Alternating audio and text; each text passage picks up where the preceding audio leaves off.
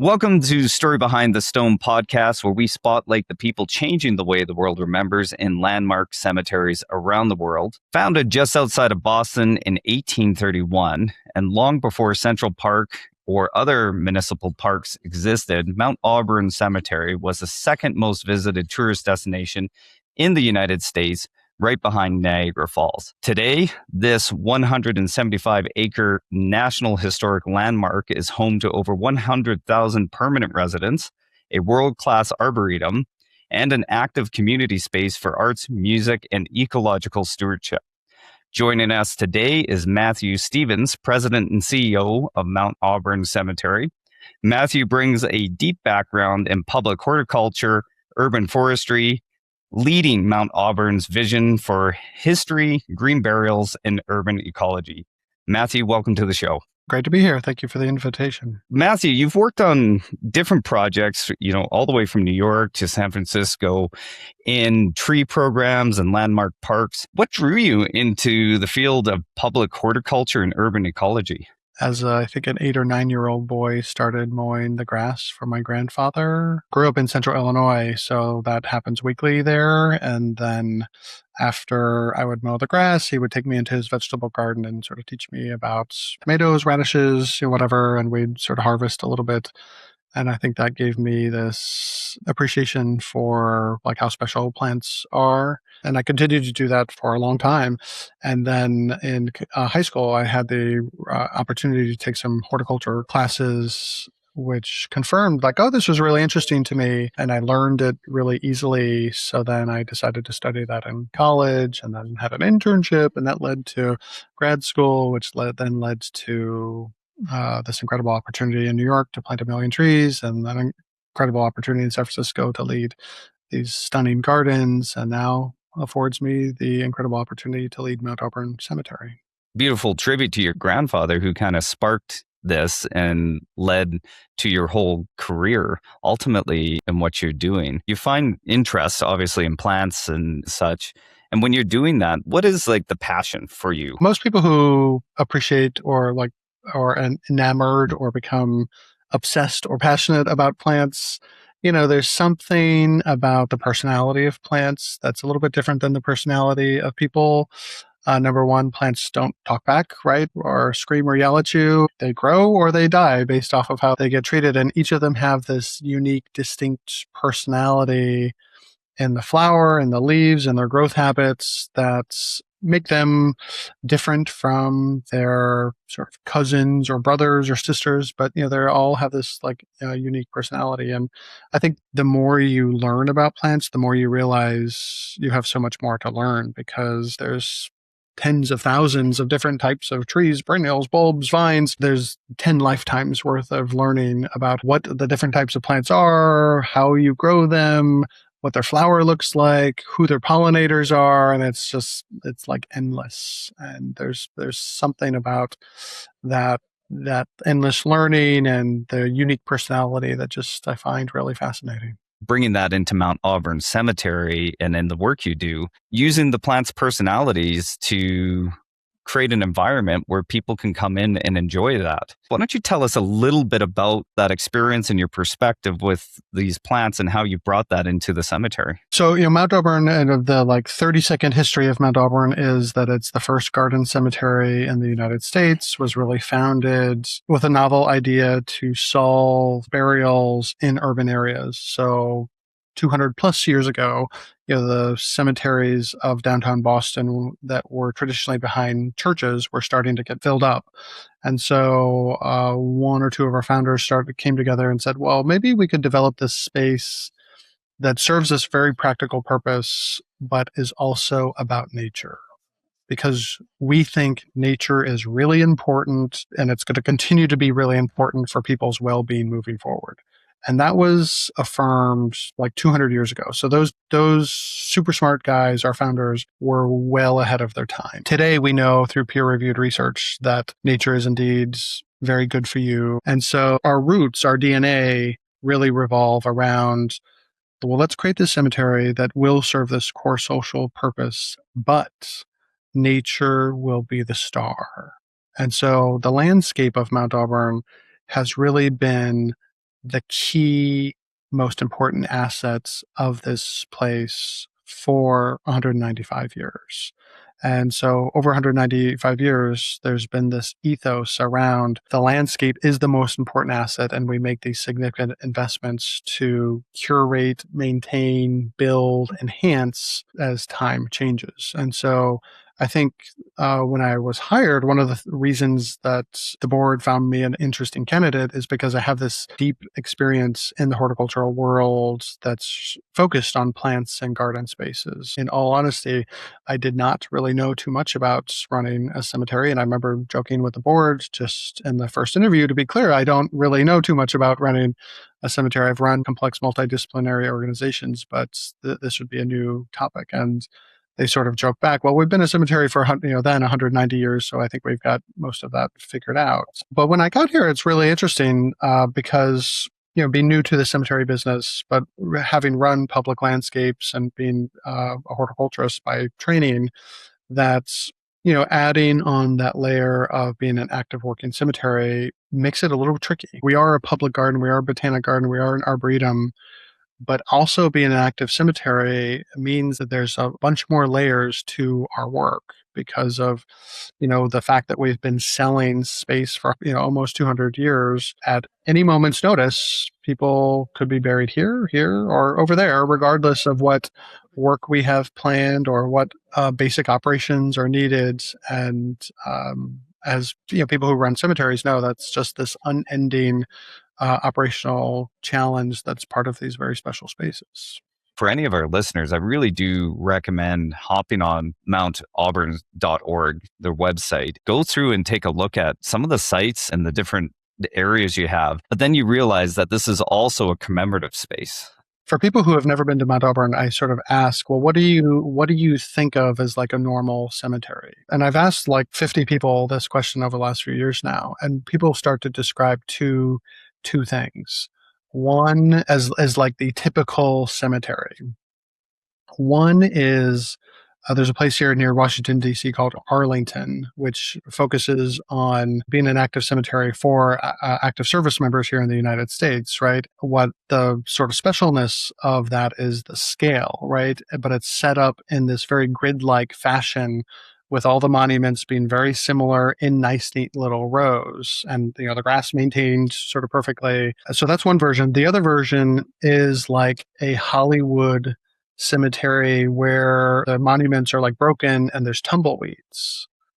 And so it's been interesting for me to like, well, that's what people have in their head as what a cemetery looks like. And like, yeah, Mount Auburn doesn't look like that at all. Pretty much when you come to Mount Auburn, 95% of what you see, regardless of where you're at in the 175 acres, is nature or landscape. Certainly there are thousands and thousands of monuments, but we've worked very carefully over the years to curate this. So nature always really remains the sort of the star, the key asset, no matter where you're at in the landscape. And then there are now a series of sort of horticulturally distinct, rich gardens that have been installed over the last 20 or 30 years that's added this really incredible, like human level scale, so that there are the monuments, and then there are these, gardens filled to the brim with perennials, shrubs, bulbs that bring a different level to the sort of cemetery experience, because in many cemeteries, it's really just like the turf, the trees, the monuments, and that's it. I appreciate you bringing in like Arlington. It's a beautiful cemetery. You had the opportunity to be down there just a couple months ago, and it's massive. I can't imagine, what goes into that for ANC to maintain all of that. But we also went to the Congressional Cemetery. Have you ever been to the Congressional Cemetery by chance? I have not been to Congressional, but we just hosted them here last week and are like actually working to sort of pull together like a group of historic and garden cemeteries as like professionals to support one another. We went through there. I absolutely loved it. And part of the thing which was interesting was how they used the space, and they actually invited dogs, and you could get dog passes in there, and how they engaged the community different. And, even some of the actual tombstones or headstones were like picnic benches. And it kind of was a bit of an aha moment for me, recognizing that, yes, these are a place of commemoration for our deceased, but it's also really for the living. And it looks like your cemetery has embraced that. What's the importance of that for a community? Meeting with people from the community, I would start to ask, like, well, what do you know about Mount Auburn? Like, how would you describe us if you have been there? And I had a few people who said, like, yeah, Matthew, there is an emergency for this place. Mount Auburn Cemetery has become irrelevant to the community. Like, you exist and you're this huge swath of land, but no one uses you. People just drive by. It's a place people only go when they have to, like when someone is buried, not a place they want to be. And, not everyone said that. And I think there'd be people who actually disagree with that, but it sort of catalyzed our thinking around how we're thinking about the organization now, where yes, we want to continue to serve families who need a place to bury human remains and continue to be an active cemetery, but also want to sort of activate ourselves as this community resource and like cultural landscape role. We are an active working cemetery, though, first and foremost. And so that is tricky. There's this harmony that we try to strike, and we started to sort of try things to see what works and what doesn't. And so because people have those two images of the cemetery in their heads, and we're not that, we introduced programming or holding events here to try to like make us feel softer or more approachable. And so, throughout the year now at Mount Auburn, we host lectures, we host poetry readings, we host movie nights. We even host a light and sound installation in the month of December. We host meditation or yoga sessions. There's all of this programming that we've introduced to try to get people on site once so that they see we don't look like what they thought we were going to look like. What's been fascinating about that is that people's expectations of what a cemetery is or what their experience will be is like super low. I think people have really low expectations of visiting a cemetery. And then what we realize when they come to Mount Auburn, they're like, wow, this is like such a special place. Like through the tower that we have that gets you above the trees, that, you see 200-year-old oak trees, that you see these horticulturally rich gardens, or you see like thousands of distinct monuments that are unique pieces of art that are museum quality. And we don't match the image of what people had in their head as a cemetery. And so there's this really special activation that's starting to happen now. Like as we engage the community in this programming, they're asking for more. And so now we're thinking, well, how do we bring a harmony between that activation as a public landscape and just continuing to run the cemetery business while providing like excellent service to the families we serve? And it's a little tricky because sometimes those two things come into conflicts. Separately, we've also started to make some significant capital investments that convey, hey, community, surrounding community, we actually want you here. And so there's really simple things we've done, like cut holes in our perimeter fence and installed like a pedestrian entrance that is literally like open arms to the community, come in. We're just finishing a welcome center so that when you come to Mount Auburn, there'll be someone that says, welcome. Thank you for coming here. Are you here for, a family member or to see incredible oak trees or just to like escape the craziness of the world? And, there'll be more investments that we continue to make over the coming years to sort of reinforce that sense of welcome. And what I'm hearing in my very unique role is that there are a lot of other cemeteries that are starting to think about this in the same way too. That they're thinking about programming or capital investments as a way to convey, we want the living to use this space. Like, yes, we do bury human remains. This is a place for the dead. You can't like play football or throw a frisbee around, but this can be a space where, you find inspiration or where you find awe, or you just find a place to escape the craziness of the sort of modern day lives we all live. It really, I think, is important work because it changes the relationship we have with these spaces, which are beautiful, which are part of the community. And if you think of every city, across the United States and in other countries, they're all going to have these spaces. So when you think of cemetery, they're not spaces like yours, maybe yet. If they were going to go about doing something similar, what would be one or two things that you would recommend or say, hey, this is one of the most important things to do if you want to change your cemetery into a community space? Depends on your community, and it depends on who you are. We really talk a lot about what is our authentic self? Like, who is Mount Auburn, and how do we want to convey that to our community? And whatever we do, capital projects, programming, how the website looks, social media posts, like all of that, we're trying to convey this is who we are. And so I think the first piece of advice I would have is just figure out who your authentic self is for your place, and then stay laser focused around trying to share that with the community. If you have zero activation today, where do you start? It's tricky because most activation requires planning and staffing, right? And sort of marketing resources to sort of share that with the community.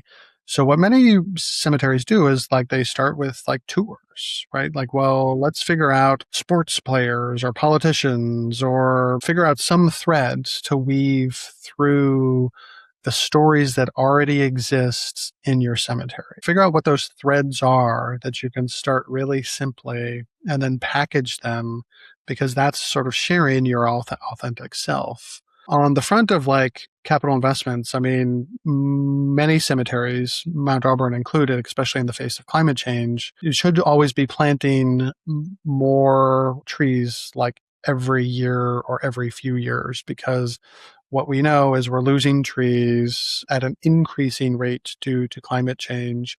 And part of what makes these places special is the power of trees, right? And having canopy that's 20 years old or canopy that's 200 years old makes these places really special. And because we all have time, all the intention for cemeteries is that we will be there indefinitely into the future. Planting a tree today is really powerful for tomorrow. And then I think maybe the third piece is sort of from the Mount Auburn playbook here, is really think about how you're viewed from the outside in. Maybe the gates, you could stop referring to them as gates and refer to them as entrances.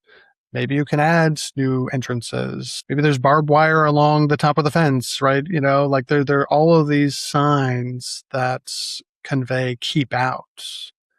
And I think be really mindful about the signs that you put out there that say, come in. Think again, that relationship to these places is changing. And I think it's changing for a variety of different reasons. Organizations like yourself that are maybe dropping the stereotype that a cemetery is not a big spooky place. It's a place of reflection. It's a place of beauty. I think you're totally right. I think there is a movement that has already begun, where it's not just Mount Auburn. There's peer cemeteries out there who are working to reimagine what these spaces can and will be into the future. The world just keeps moving quicker and faster and becomes more unpredictable with each week that passes by.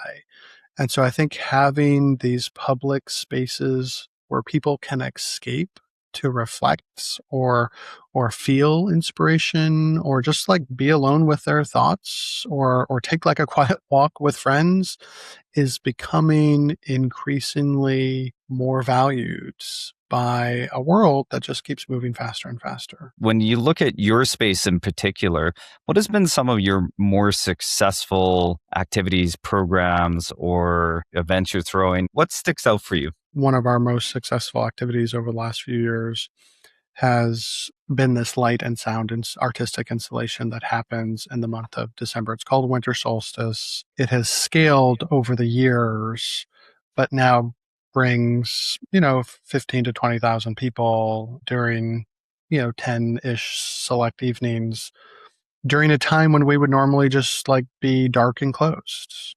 So it happens after we close, in December in Boston, it gets dark at 4 or 4:30, and we sort of activate the landscape not with a light show, but with artistic installations that are intended to inspire people to reflect during the end of the year around the winter solstice when many people just find, there is this natural rhythm with the darkest day of the year, but also with the holidays, coming. Most people take time in December to reflect. And what we have seen from that is really transformational. Thousands upon thousands of new community members who have never been to Mount Auburn before showing up for winter solstice.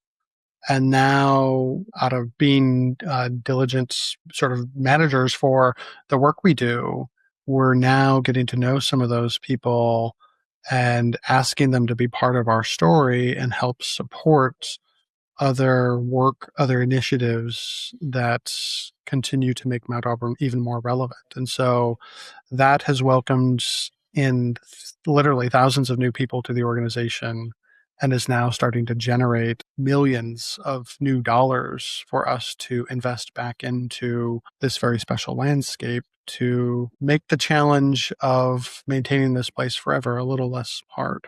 You can see how the efforts build upon themselves. Like you're saying, you're being able to generate more income to help even build it out more. And that's beautiful just to see that grow. Say you're a visitor coming to your space for the first time. What are a few highlights or like must-sees that you would be recommending?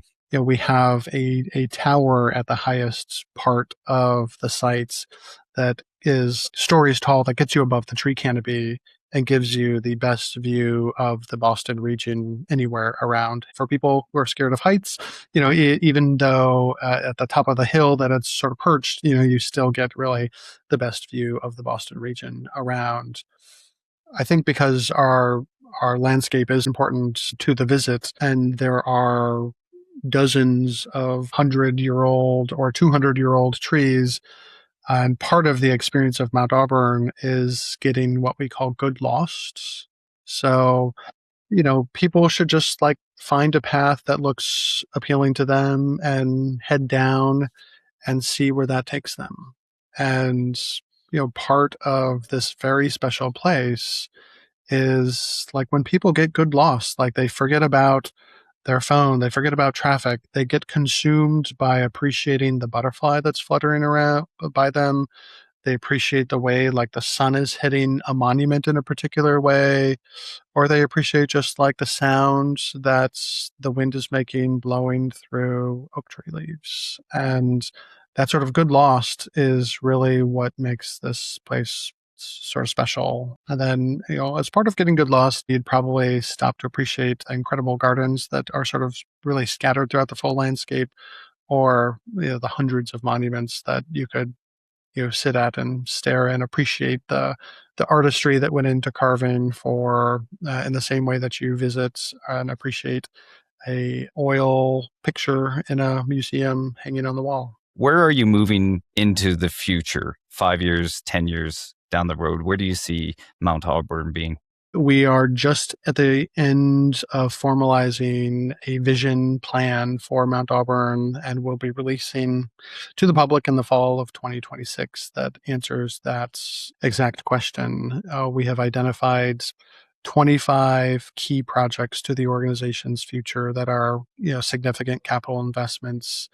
Those range from investing in core infrastructure, like making sure that the irrigation works for the next 200 years, or making sure that we have a tree canopy for the next 200 years, or making sure we can manage the stormwater that's coming from these more significant storms, to really thinking more carefully about our thresholds. We're 175 acres, but really thinking carefully about how our community sees us and making investments in that to make us as opening and welcoming as possible. There'll be new garden spaces. And of course, like most significant capital campaigns, there'll be significant investments into facilities to help enable day-to-day operations, along with providing excellent or even elevated service to the families we serve. At its roots, though, we don't want to lose that authentic self. And so we've been, as part of this vision, like, yes, there will be these significant investments made, but we don't want to lose that good lost. And so part of this balance that we'll be striving with is that you, like in 5 years, in 10 years, that you can still see like a toad hop along the path, or you can still see a blue heron sort of take off from, one of the water bodies, or that you could just sit on a bench and like be there with your thoughts. And so that authentic self is really important, and we'll be working very carefully to make sure that that is either preserved or even further enhanced moving forward. Is there any stories that you've come across of individuals in your cemetery that just, pop into your mind or have just stuck with you? I think all of our permanent residents have an interesting story to share. And, there are people who have made significant contributions to the world, like world famous poets or scientists or politicians. But a lot of a lot of the people who are buried here at Mount Auburn are just like normal people. And I think one thing that we've started to think about, and will continue, is like, well, how do we share those stories of just like the normal people, right? And so that our community finds a way to relate to just like those normal people, right? Because that's mostly like who fills the world, right? And there's nothing wrong with being just a normal person, right? And so I think that is still a challenge that we have yet to overcome. I find it's through those stories that people often see themselves and able to connect more deeply. If you can figure out how to master that, you'd lead to this lifetime of engagement for people who are just enamored by the different personalities of the actual personalities that are interred at your cemetery, right? And I think that's a really interesting space. Many people are trying to figure out, well, how do we do this in a thoughtful, respectful, reverence way that's that really captures that individual personality, and to do it on scale is a super complicated process. And I'm sure there's like some technology solution that's starting to sort of be able to intersect, but that really over time gives even greater depth to these very special spaces. I like how you said, like the personality of plants and then the personalities of these individuals. And you're a steward of both. And you can see how you're thinking about that. So as we wrap up here, is there anything else you would like to highlight? Maybe some upcoming events? Two things that come to mind are just tied to the calendar. We're in the midst of summer. Summer will soon fade to fall, of course. There is no place like Mount Auburn in the fall. We are lucky to have really 200 plus sugar maples that in the middle of October you can come here. It is stunning, like absolutely stunning. The landscape like sparked alive with these vibrant oranges, reds, yellows of fall color. And then separately in the month of December, we are really excited to sort of share Winter Solstice with our community. And what we've actually started to see, over the last year or two, where we've started to have people from California or Illinois or Texas or North Carolina. It actually, we are starting to get a beyond regional visitation, and are hearing from people like, oh, I visited Boston in December just to visit solstice. So that suggests we've sort of really captured this sort of our authentic self and figured out a way to share it with our community. But keep an eye out for fall, or if you have time in December, please make a stop by at solstice. If people wanted to get involved or stay connected, where should they go? You can go to the website, mountauburn.org, or certainly you can find us on Facebook, Instagram, under Mount Auburn Cemetery, where we post regularly. If you want to sort of see upcoming events or the latest news, you can also sign up for our monthly newsletter at the website. And we send just a monthly newsletter. It doesn't become daily or weekly, just a monthly. Matthew Stevens, President and CEO of Mount Auburn Cemetery, thank you so much for joining us and for all of your visionary leadership in preserving this extraordinary cemetery and the plants and creating that space for people to come in and enjoy. Good, thank you.